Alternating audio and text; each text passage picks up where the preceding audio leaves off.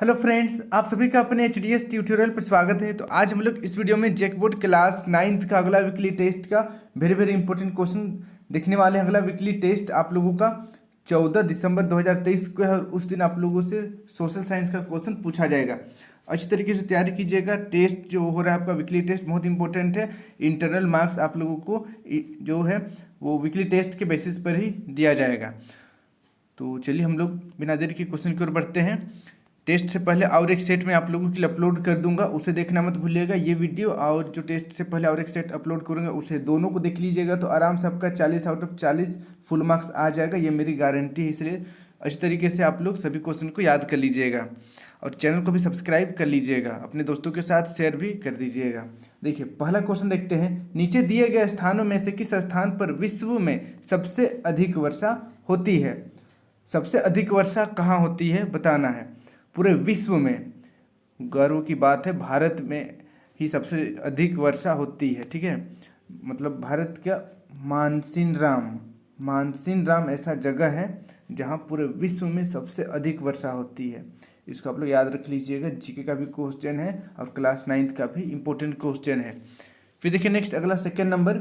ग्रीष्म ऋतु में उत्तरी मैदान में बहने वाली पवन को निम्नांकित में से क्या कहा जाता है? ग्रीष्म ऋतु में उत्तरी मैदान में बहने वाले पवन को क्या कहते हैं? पहला ऑप्शन देखिए काल वैशाखी, दूसरा व्यापारिक पवने, तीसरा लू, चौथा इनमें से कोई नहीं। तो इसका सही आंसर हो जाएगा ऑप्शन नंबर तीसरा, लू कहते हैं। इसको आप लोग याद रखिएगा। फिर देखिए नेक्स्ट तीसरा नंबर। निम्नांकित में से कौन सा कारण भारत के उत्तर पश्चिम भाग में शीत ऋतु में होने वाली वर्षा के लिए उत्तरदायी है? पहला ऑप्शन है चक्रवातीय अवदाब, दूसरा ऑप्शन है पश्चिमी विक्षोभ, तीसरा ऑप्शन है मानसूनी आपसी और चौथा ऑप्शन है दक्षिण पश्चिम मानसून। तो इसका सही आंसर हो जाएगा ऑप्शन नंबर दूसरा, पश्चिमी विक्षोभ। इसे आप लोग याद कर लीजिएगा। बढ़ते हैं नेक्स्ट अगला क्वेश्चन की ओर। 4 नंबर का क्वेश्चन देखिए। भारत में मानसून का आगमन निम्नलिखित में से कब होता है? ये बहुत ही इंपॉर्टेंट क्वेश्चन है, मोस्ट इंपॉर्टेंट क्वेश्चन है। आपका फाइनल एग्जाम के लिए भी इंपॉर्टेंट क्वेश्चन है। याद कर लीजिएगा कि भारत में मानसून कब आता है? मई के प्रारंभ में, जून के प्रारंभ में, जुलाई के प्रारंभ में, अगस्त के प्रारंभ में। तो इसका सही आंसर हो जाएगा ऑप्शन नंबर दूसरा, जून के प्रारंभ में। फिर देखिए नेक्स्ट अगला 5 नंबर का क्वेश्चन है। निम्नांकित में से कौन सी भारत की शीत ऋतु की विशेषता है? भारत की शीत ऋतु की विशेषता बताना है। पहला ऑप्शन देखिए, पहला ऑप्शन है गर्म दिन एवं गर्म रातें, दूसरा ऑप्शन है गर्म दिन एवं ठंडी रातें, तीसरा ऑप्शन है ठंडा दिन एवं ठंडी रातें, चौथा ऑप्शन है ठंडा दिन एवं गर्म रातें। तो इसका सही आंसर हो जाएगा ऑप्शन नंबर दूसरा, गर्म दिन एवं ठंडी रातें। इसे आप लोग याद कर लीजिएगा। अब बढ़ते हैं नेक्स्ट अगला क्वेश्चन की ओर। अगला क्वेश्चन है 6 नंबर। यहाँ पर देखिए 6 नंबर का क्वेश्चन है। लोकसभा के लिए अनुसूचित जाति के लिए कितनी सीटें आरक्षित हैं? 79, 41, 78 या इनमें से कोई नहीं? तो इसका सही आंसर हो जाएगा ऑप्शन नंबर पहला, 79, 79। आप लोग इसे याद कर लीजिएगा। फिर देखिए नेक्स्ट अगला 7 नंबर। वोट देने का अधिकार किसे प्राप्त नहीं है? देखिए बहुत ही मज़ेदार क्वेश्चन है।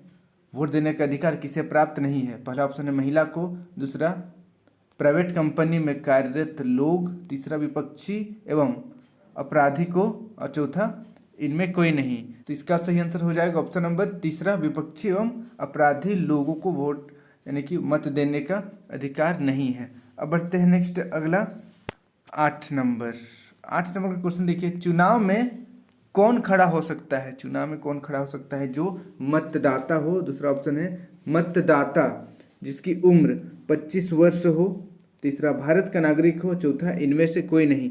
तो इसका सही आंसर हो जाएगा ऑप्शन नंबर दूसरा, मतदाता जिसका उम्र 25 वर्ष हो वह चुनाव में खड़ा हो सकता है।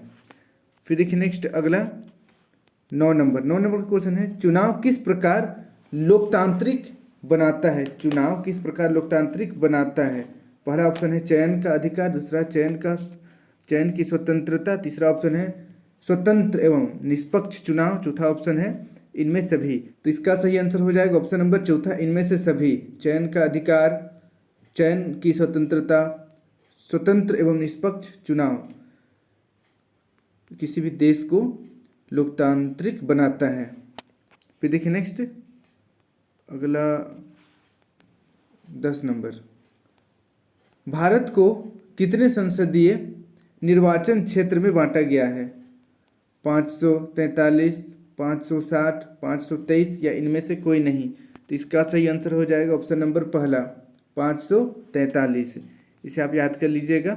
अब बढ़ते हैं नेक्स्ट अगला क्वेश्चन की ओर। 11 नंबर, 11 नंबर का क्वेश्चन है, राशन कार्ड कितने प्रकार के होते हैं?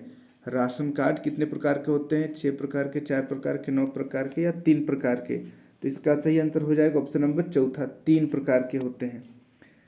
फिर देखिए नेक्स्ट 12 नंबर, लाक्षित सार्वजनिक वितरण कब आरंभ किया गया? पहला ऑप्शन है 2000 ईस्वी में, दूसरा ऑप्शन है 1997 ईस्वी में, तीसरा ऑप्शन है 1990, चौथा ऑप्शन है 2005। तो इसका सही आंसर हो जाएगा ऑप्शन नंबर दूसरा 1997 ईस्वी में लक्षित सार्वजनिक वितरण आरंभ किया गया। फिर देखिए नेक्स्ट 13 नंबर, अन्नपूर्णा प्रणाली कब लागू किया गया? अन्नपूर्णा प्रणाली कब लागू किया गया? देखिए पहला ऑप्शन है 1995, दूसरा 1900 ईस्वी, तीसरा 1999 ईस्वी, चौथा ऑप्शन है 2000 ईस्वी। तो इसका सही आंसर हो जाएगा ऑप्शन नंबर चौथा, 2000 ईस्वी में अन्नपूर्णा प्रणाली लागू की गई। फिर देखिए नेक्स्ट अगला 14 नंबर, मौसमी सूख किस क्षेत्र में प्रचलित है? मौसमी सूख, यहाँ पर सूखा होना चाहिए। मौसमी सूखा किस क्षेत्र में प्रचलित है? पहला ऑप्शन है शहरी क्षेत्रों में, दूसरा ऑप्शन है ग्रामीण क्षेत्रों में, तीसरा ऑप्शन है महानगरीय क्षेत्रों में, चौथा ऑप्शन है उप महानगरीय क्षेत्रों में। तो इसका सही आंसर हो जाएगा ऑप्शन नंबर दूसरा, ग्रामीण क्षेत्रों में। इसे आप लोग याद कर लीजिएगा। अब बढ़ते हैं नेक्स्ट 15 नंबर की ओर। 15 नंबर का क्वेश्चन है, पीडीएस का पूर्ण नाम या पूर्ण रूप क्या है? पीडीएस का पूर्ण रूप क्या है? पहला ऑप्शन है स्वीकृत बाल विकास प्रणाली, दूसरा ऑप्शन है सामान्य वितरण प्रणाली, तीसरा ऑप्शन है सार्वजनिक वितरण प्रणाली, चौथा ऑप्शन है सार्वजनिक अन्नपूर्णा प्रणाली। तो इसका सही आंसर हो जाएगा ऑप्शन नंबर तीसरा, सार्वजनिक वितरण प्रणाली। इसे आप लोग याद कर लीजिएगा, इंपॉर्टेंट क्वेश्चन है। तो अब हम लोग बढ़ते हैं कुछ सब्जेक्टिव क्वेश्चन की ओर। याद रखिएगा आप लोगों से 10 ही ऑब्जेक्टिव क्वेश्चन पूछा जाएगा, ठीक है। यहाँ पर मैंने आप लोगों को 15 बता दिया है, 5 एक्स्ट्रा क्वेश्चन बता दिया है ताकि ज़्यादा क्वेश्चन कवर करने से कोई भी क्वेश्चन मिस नहीं होगा आपसे। तो चलिए अब हम लोग सब्जेक्टिव क्वेश्चन की ओर बढ़ते हैं। सब्जेक्टिव पहला क्वेश्चन देखिए, खाद्य सुरक्षा से आप क्या समझते हैं? खाद्य सुरक्षा से आप क्या समझते हैं? तो इसका उत्तर देखिए, खाद्य सुरक्षा से अभिप्राय हर समय सब व्यक्तियों को खाद्य उपलब्ध हो, खाद्यान्न उनकी पहुंच में हो तथा वे खाद्यान्न को खरीदने में समर्थ हों। याद कर लीजिएगा, बहुत ही ज़्यादा इंपॉर्टेंट क्वेश्चन है। खाद्य सुरक्षा से आप क्या समझते हैं? अब बढ़ते हैं नेक्स्ट अगला क्वेश्चन की ओर।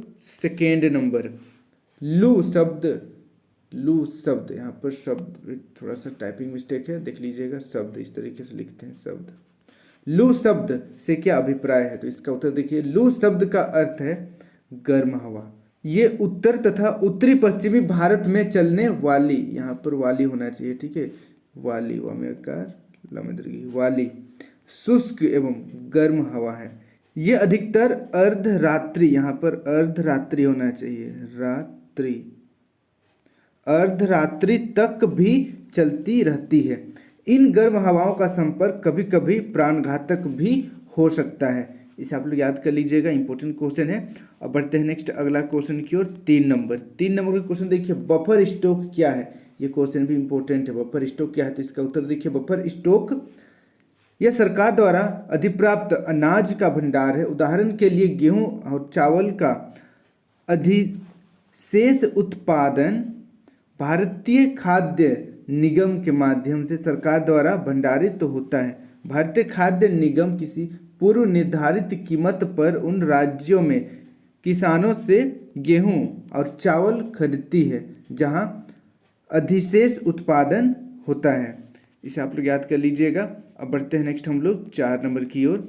4 नंबर का क्वेश्चन देखिए, चुनाव चिन्ह क्या होते हैं? चुनाव चिन्ह क्या होते हैं? उन्हें कौन प्रदान करता है? तो इसका उत्तर देखिए, प्रत्येक राजनीतिक दल का अपना चुनाव चिन्ह होता है। चुनाव चिन्ह चुनाव आयोग देता है। जैसे कांग्रेस का चुनाव चिन्ह हाथ तथा भारतीय जनता पार्टी का चुनाव चिन्ह कमल का फूल है।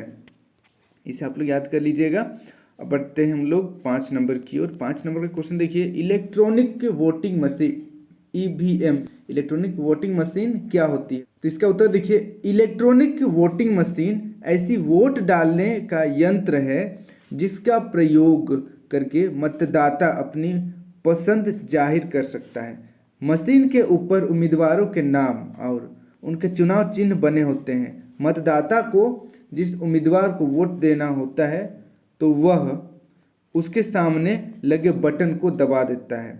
इस तरह उसका वोट दर्ज हो जाता है। इसे आप लोग याद कर लीजिएगा। अब बढ़ते हैं हम लोग एक लास्ट मोस्ट इम्पोर्टेंट 6 नंबर की ओर। जेट धाराएं क्या है? जेट धाराएं क्या है तथा वे किस प्रकार भारत की जलवायु को प्रभावित करती है? तो इसका उत्तर देखिए, उत्तर ये एक स्थिर गति से तेज चलने वाली पवनें होती है जो ऊपरी वायुमंडल के एक संकरे क्षेत्र में चलती है। उन्हें जेट धाराएं यानी कि लहरें कहते हैं। पछुआ जेट लहरों की दक्षिणी शाखा हिमालय के दक्षिण में पूर्वी की दिशा की ओर बहती है। ये भारत में सर्दी के मौसम पर महत्वपूर्ण प्रभाव डालती है। गर्मी के मौसम में पूर्वी जेट लहरें उत्तरी भारत पर 25 डिग्री उत्तर के साथ बहती है। ये पूरे भारत पर मानसूनी वर्ष का वितरण करने में सहायता करती है। तो इसे आप याद कर लीजिएगा। यहाँ पर जितना भी क्वेश्चन मैंने बताया सभी मोस्ट इंपॉर्टेंट है, अच्छी तरीके से याद कर लीजिएगा। और टेस्ट से पहले जो और एक सेट में आप लोगों के लिए अपलोड करूँगा उससे देखना मत भूलिएगा, जिससे आपका 40 आउट ऑफ 40 फुल मार्क्स आ जाए। वीडियो को अपने सभी दोस्तों के साथ शेयर कर लीजिएगा और चैनल को सब्सक्राइब कर लीजिएगा। Thank you for watching video. जय हिंद, जय भारत।